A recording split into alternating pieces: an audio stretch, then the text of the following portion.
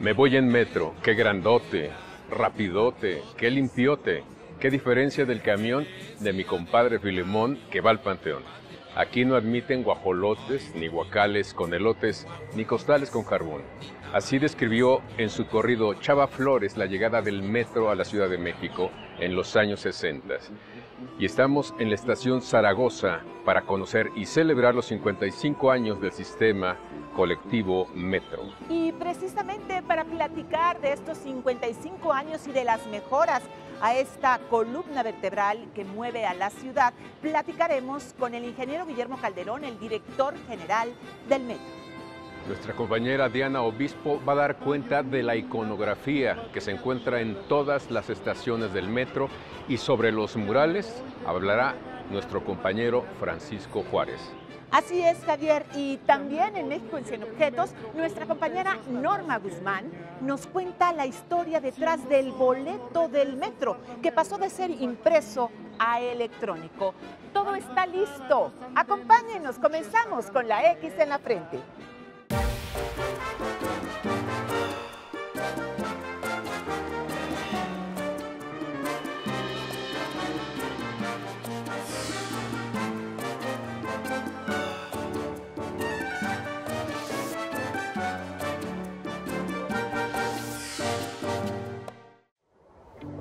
Homomovilis llaman a los habitantes de las grandes ciudades por su constante ir y venir de sus casas o sus centros de trabajo. Estos desplazamientos tienen fuertes impactos en la economía, en la educación, la cultura. Un anuncio puesto en una estación del metro o en algunos de sus 9 vagones garantizan que sea visto por más personas que las que frecuentan espacios de radio y televisión. No me sorprende que por eso toquen jóvenes con sus bandas en algunas estaciones, otras tengan exposiciones de gráfica, caricatura, fotografía y otras más cuenten con murales y aún exista un museo del metro dedicado a la ciencia. Una pequeña sala de cine y que huesos de mamut o una pirámide se encuentren en sus instalaciones. Panaderías, dulcerías, librerías y decenas de lugares para comer forman parte de esta ciudad subterránea, de este hormiguero donde el pueblo discurre a toda prisa para hundirse en sus túneles o brotar de ellos. 4.200.000 personas por día se dice fácil, no lo es. Nos vemos abajo del reloj. La primera idea de hacer el metro de la Ciudad de México fue de mi marido, Alex Berger. Así presumió y refirió María Félix en una entrevista el origen de esta idea, que dice se trató de un regalo de su entonces esposo, el banquero francés. Y es que la actriz mexicana siempre soñaba con cosas grandes y quería para la capital de su país un sistema de transporte como el de París, la Ciudad Luz, en la que pasaba largas temporadas. María Félix y Berger se casarían en 1956 y poco más de una década después comenzaría la construcción de esta magna obra.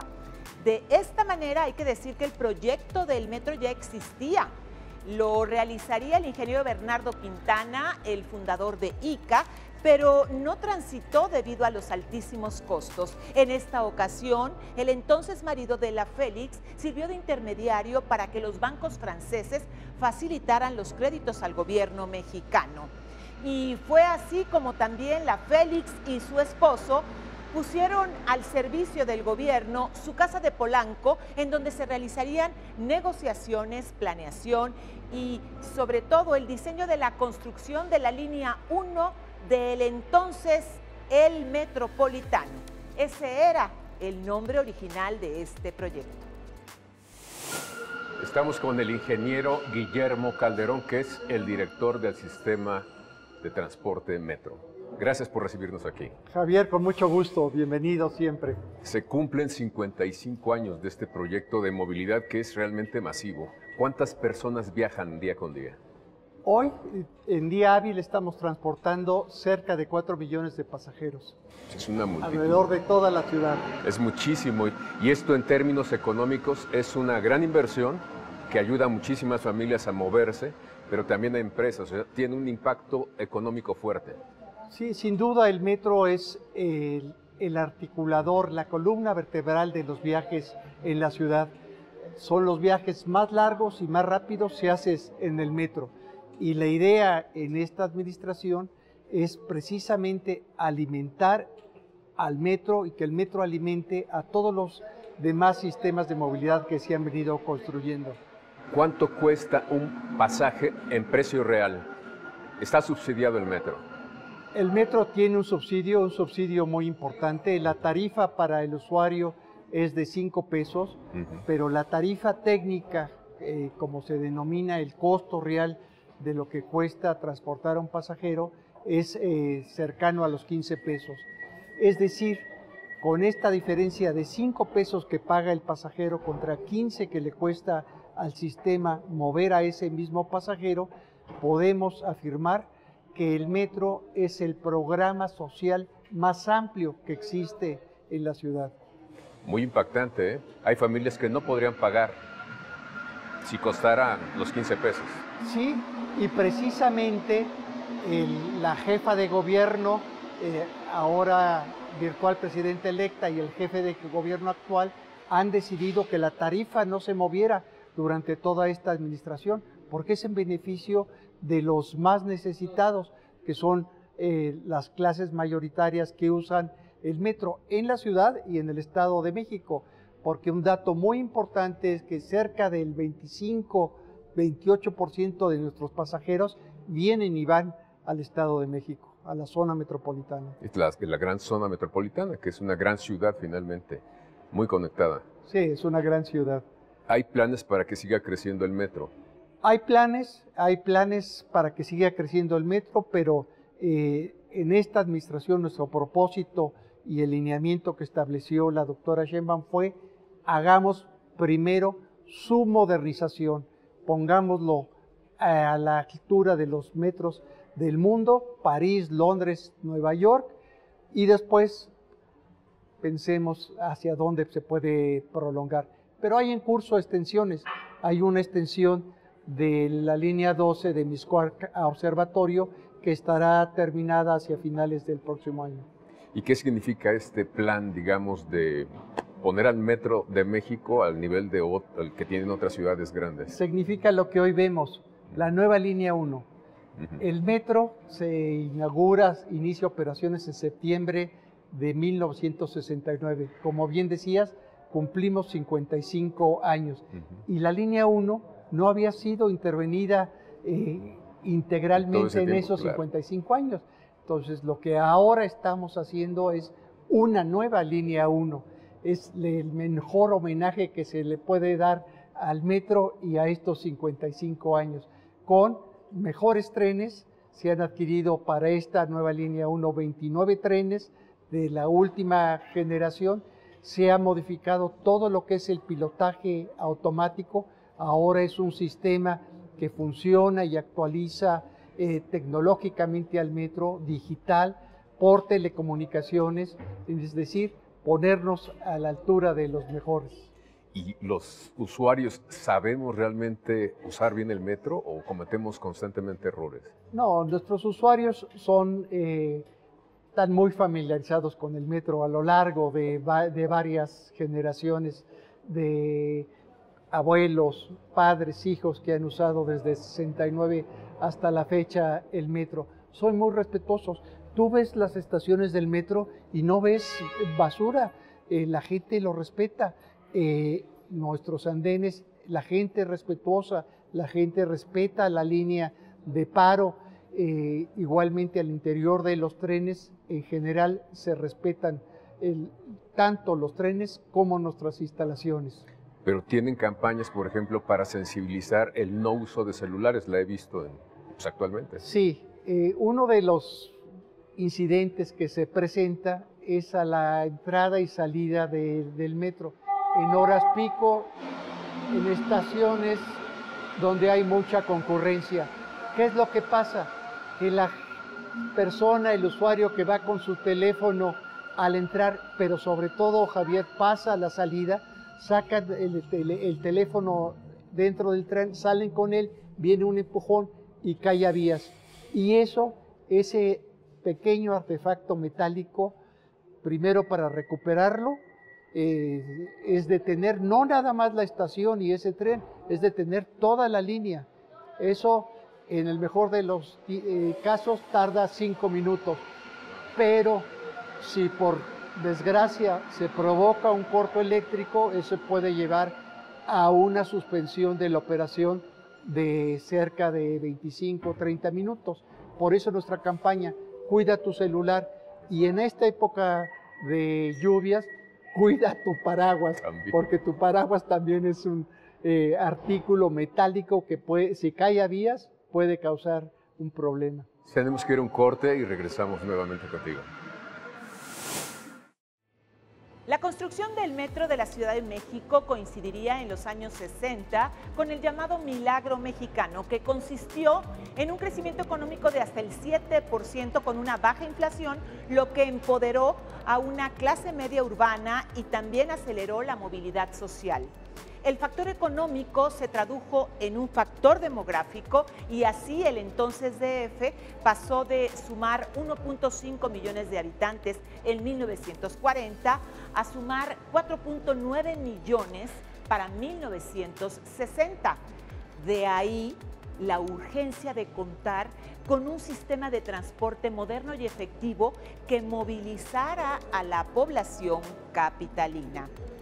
De esta manera, en su construcción, el metro de la Ciudad de México, el gobierno mexicano aportó los estudios de mecánica de suelos, la obra civil y el diseño de las estaciones, mientras que en su momento el gobierno francés se hizo cargo de la obra electromecánica.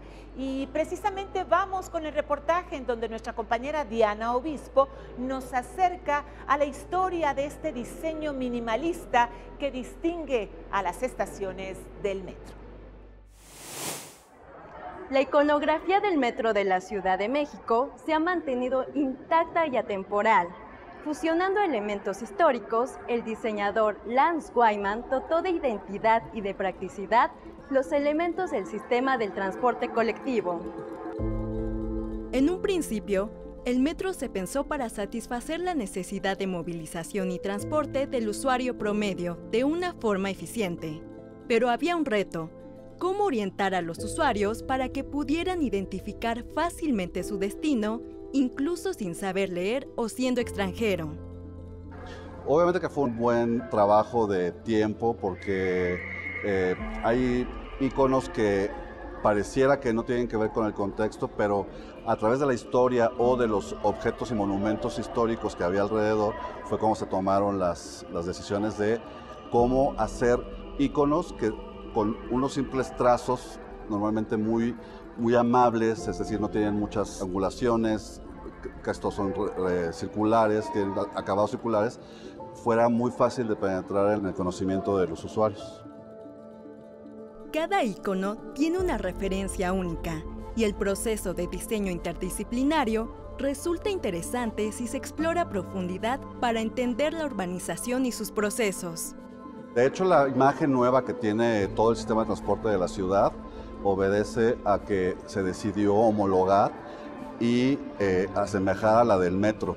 Es decir, los iconos que tenemos ahora de las tarjetas, por ejemplo, de movilidad integrada, también fueron diseñadas por Lance Wyman. El diseño de este metro, el icono del metro, también es de Lance Wyman. Es decir, se ha ido aprovechando que el crecimiento del metro vaya acompañado siempre de una misma imagen institucional o corporativa, se puede llamar, pero respetando mucho las ideas originales de Lance Wyman y su equipo de diseñadores. Si hablamos de arte, ¿qué expresión puede haber más mexicana que un mural? El metro de la Ciudad de México tiene varios ejemplos. Veamos algunos. Los murales en México tienen una tradición de más de un siglo, y su esencia siempre ha sido mostrar la lucha social, los movimientos de resistencia indígena o la libertad. Por ello, las instalaciones del transporte público de la capital de la República no podían quedarse ajenas a ello. El metro siempre fue concebido como un espacio de difusión desde sus orígenes, siguiendo con esa tradición de difundir el arte en espacios que trasciendan el tiempo, y no hay nada mejor que los murales. En algunas estaciones, estas expresiones artísticas forman parte orgánica de sus paredes y en otras cuentan con espacios reservados como el de Arturo García Bustos, llamado La Universidad en el umbral del siglo XXI, en la estación Universidad. A principios de los 80s, con el primer mural, que fue el de Guillermo Cenicero, Santa Cubaya, inició toda una serie de invitaciones a artistas para que plasmaran su arte en estos espacios públicos. Después de Ceniceros, una gran cantidad de artistas han firmado sus trabajos en el subterráneo, como Arisoto Otero, Rafael Cauduro, Rodolfo Morales, Marcos Zamudio o Alberto Castro Leñero. Alberto Castro Leñero, que en este mural que estamos a las espaldas, que se conforma por cuatro piezas, pues habla de los temas de la naturaleza, del cuidado de la naturaleza. Entonces ese es otro mensaje, ya no es un mensaje político, pero sí es un mensaje vanguardista que tiene que ver con cuidémonos dónde estamos parados, la tierra, cuidemos el calentamiento global y demás.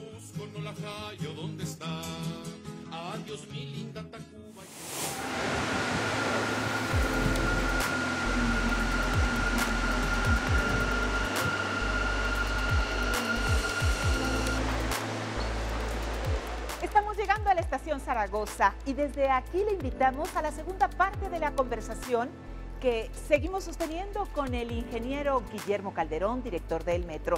Y en unos minutos más, no se pierda con Norma Guzmán en México en 100 objetos, la historia detrás del boleto del metro.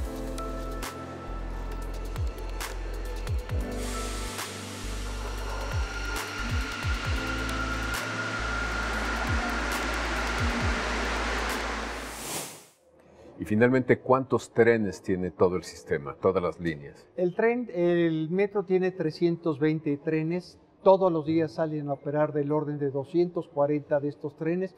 Los otros están en mantenimiento preventivo, mantenimiento mayor.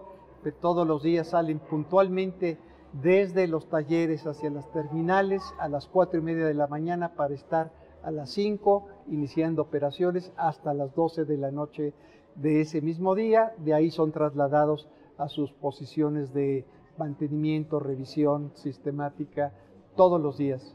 ¿El largo de los convoyes, digamos, es el mismo, pese a las estaciones que unas son más largas? En general son trenes de 9 carros, salvo alguna línea más corta, pero en general ese es el prototipo de tren que nosotros usamos.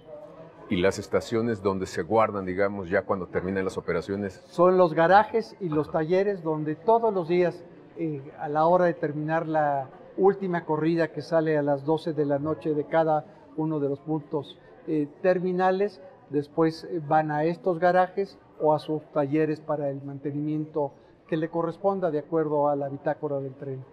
O sea que están trabajando todo el tiempo. Sí, nosotros solo suspendemos operación solo de 1 de la mañana a 4 de la mañana. Ese es el término donde no hay energía eléctrica en los túneles y en las vías. El resto de las 21 horas se está trabajando y las 24 horas se está trabajando. En ese periodo donde no hay energía, vienen cuadrillas a lo largo de toda la ciudad y a lo largo de los 220 kilómetros de líneas que tenemos a hacer los trabajos de mantenimiento y supervisión en vías, en señalización, en electricidad. Todos los días, todas las noches se trabaja en el metro. Es una gran organización porque si son 4.2 millones de personas todos los días, pues logísticamente no es cualquier cosa, ¿no? Mantener, digamos, los protocolos de seguridad, evitar que se metan vendedores ambulantes, o sea, como que hay muchos elementos que están en juego. Sí, el metro podría considerarse como una ciudad. Aquí se convive 20 horas diarias. La Ciudad de México tiene 9.2 millones. Nosotros todos los días convivimos con 4.2 millones de usuarios. Si lo leemos de esa forma, el metro es la segunda ciudad más grande del país, antes que Tijuana, Guadalajara o Monterrey, en el número de personas que conviven todos los días aquí. El metro es un lugar de convivencia, de acercamiento, no nada más de movilidad, y también de aspectos culturales. Nosotros tenemos exposiciones, cine, teatro, música, permanentemente. Y además también, Javier, tenemos un bagaje importante cultural, desde aspectos prehispánicos hasta aspectos de grandes muralistas como Castro Leñero en la estación tasqueña. Entonces tenemos un gran bagaje y el metro lo quiere la gente, lo quiere la ciudad. No, pues cómo no. A mí me sorprendió saber que tienen una pequeña sala de cine. Tenemos también una pequeña sala de cine y tenemos una pequeña cabina de transmisión de radio en vivo. Eso no lo sabía. Es un buen dato. O sea, es un buen dato. ¿Es para uso interno o...? No, invitamos a las radiofusoras, a ustedes, a que desde ahí te transmitan. Ah, qué interesante. Con mucho gusto. Y la cuestión, bueno, cultural, bueno, hay un pasaje que es muy importante en La Raza, que es como un museo. Es un museo dedicado a la ciencia, básicamente, sí, ¿no? El túnel de la ciencia. El túnel que de se la ciencia. Renueva de tanto en tanto con apoyo de la UNAM, del POLI, de la UAM, de nuestras instituciones académicas y culturales, y de la Universidad de la Ciudad de México, por supuesto. ¿Y los pequeños comercios que hay en varias estaciones le generan recursos al metro para su operación? Sí, ¿o es independiente? todos los recursos, todos los locales que se ven en el metro están permisionados. Es decir, el metro recibe una renta mensual por su uso. Y lo que hemos hecho en esta administración es liberar al metro del ambulantaje en las estaciones, de los puestos irregulares. Es una tarea muy importante. Cumple también una función comercial y de uso social. Por supuesto. Estamos casi por terminar. ¿Por qué no me resumes en poco tiempo los proyectos que han llevado a cabo? En esta administración, el metro ha recibido las inversiones históricas más grandes a lo largo de estos 55 años y se han hecho grandes proyectos. Uno, sin duda, es el de la nueva línea 1, 37,000 millones de pesos, es modernización completa. Salvo las estaciones y el túnel propiamente dicho, todo se sacó y todo se sustituyó. Vías durmientes, cables, sistemas de electrificación, telecomunicaciones, y además se remozaron las estaciones y compraron 29 trenes de última generación con pasillo continuo. Este es nuestro proyecto insignia, la nueva línea 1. Pero hay otros también muy importantes como Metro Energía, un proyecto que se hizo de la mano de la CFE y que costó 4,500 millones de pesos y que nos permite renovar también los sistemas de energía eléctrica de las líneas 1, 2 y 3 para otros 50 años. Eso era lo que tenía sin haberse sustituido ese viejo sistema. Hemos hecho también tareas muy importantes en la nivelación de la línea 9 en Pantitlán hacia Ciudad Deportiva, la línea B, y en fin, en cuanto a material rodante, los trenes, por primera vez se está comprando un número importante de refacciones y eso permite tener a nuestra flota permanentemente en operación. Así es. Pues muchísimas gracias, ingeniero Calderón, por esta conversación y por recibirnos aquí en este espacio que realmente es una ciudad que pertenece a todos. Y además con mucha historia. Una cosa importante es el número de canciones que se han compuesto para el metro. Yo me quedé como en 5. Está ahí. Chava Flores. Chava Flores. Rodrigo. ¿Quién más? Ahí ya me perdí. El Tri. El Tri, claro. Y algunas otras por ahí. Sí, así es. Es muy importante. Pues gracias de nuevo y seguimos aquí con la X en la frente. Gracias. Desde que se inauguró el metro en 1969, su acceso era a través de un pedacito de papel que prácticamente se convertiría en un ícono para la Ciudad de México, en aquel entonces Distrito Federal. Se trata del boleto del metro y esta es su historia. Durante más de 5 décadas, el tradicional boleto del metro fue el fiel compañero de los usuarios de este transporte público. Con el metro, la Ciudad de México entró a la vanguardia de la industrialización europea. Entonces, los primeros boletos fueron producidos en Francia. Posteriormente en México se empezó a hacer esta parte de la banda magnética, que es la que reconoce el boleto en los torniquetes. En cada uno de los boletos hay parte de la historia de nuestro país. Los boletos estaban en manos de todos los capitalinos. Es por ello que se comenzaron a imprimir mensajes para los usuarios. Mensajes como no tirar basura o viaje en bici. En 1972 se hizo la impresión de la primer serie conmemorativa y fue por el centenario de la muerte de don Benito Juárez. Hoy en día, el boleto del metro se ha convertido en un objeto melancólico y asediado por muchos. Tenemos por ahí muchos usuarios que vienen a buscar el último boleto del metro porque pues es como un recuerdo de que va a pasar durante mucho tiempo, porque es una institución que a la gente la siente suya. Con los años, la impresión de los boletos del metro se volvió un enemigo para el medio ambiente, pues al día hay 5 millones de usuarios, lo que significa que mensualmente se imprimían 150 millones de los famosos boletos magnéticos. Por ello, se tomó una decisión que transformaría el acceso a dicho transporte. En marzo del 2024 se dejó de producir el boleto del metro. A partir de esa fecha se accesa a este transporte público con esta tarjeta de movilidad integrada, que seguramente tendrá su propia historia. Terminamos con este recorrido en la zona de operación de la estación Zaragoza del metro, un espacio que en este lugar, en el oriente de la ciudad, concentra miles de personas que se desplazan hacia distintos puntos de la Ciudad de México, y justamente aquí la importancia de conocer de cerca y de primera mano todos los beneficios que ofrece este sistema colectivo de transporte a capitalinos y visitantes. Muy cierto, Javier, y qué mejor que celebrar estos 55 años del metro con las noticias de que en unos meses más será entregada, totalmente renovada, la nueva línea 1 del metro, y sobre todo puesta en manos de estos millones de capitalinos y visitantes que son sus usuarios continuos. Queremos agradecer a directivos y personal del metro sus atenciones para este recorrido, y también a nuestro equipo de producción, técnico, pero sobre todo a ustedes para que nos acompañen aquí la próxima emisión con la X en la frente.